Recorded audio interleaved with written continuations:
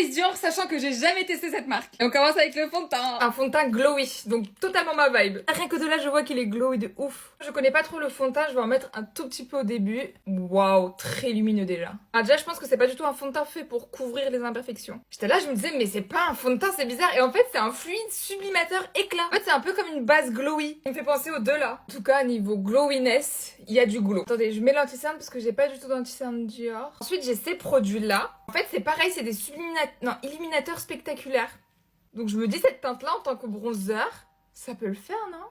Bah, carrément! Ouh, pigmenté! Est-ce qu'on peut vraiment l'utiliser en tant que bronzer? Bah, écoutez, j'ai l'impression que oui, hein! C'est un bronzer, avec bronzer. En tout cas, pour ceux qui veulent du glow, là, on est bien servi. J'y crois pas que je vais enfin tester ces blushs. Par contre, la couleur là, je trouve ça très foncé pour un blush. Après, ils disent Bronzed Glow. Je pense que c'est un blush en même temps bronzer. Mais bon, quand il y a cette couleur, je suis obligée de tester ça. Ah, attendez, j'ai ce bronzer en poudre aussi. Let's go. J'aime bien la couleur. Sans le bronzer en poudre, avec le bronzer en poudre. J'ai l'impression qu'il s'estompe assez facilement et il fait pas de traces. On passe enfin à ce fameux blush. Il y a beaucoup qui disent qu'il est pas pigmenté. On va voir ça tout de suite. Ok, je m'attendais vraiment à un truc violet.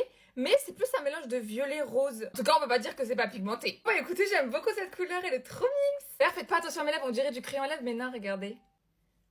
Ça part pas. J'ai beau frotter, ça reste. Ensuite, j'ai des eyeliners et j'avoue que celui-là, il m'intrigue beaucoup. Je me dis, le gris en coin interne, c'est trop beau. Mais est-ce que j'ai envie de mettre du violet aujourd'hui? Non. Ah bah tiens, je vais mettre cette teinte sur mes paupières. À l'intérieur, je vais mettre ces merveilleuses paillettes. Waouh.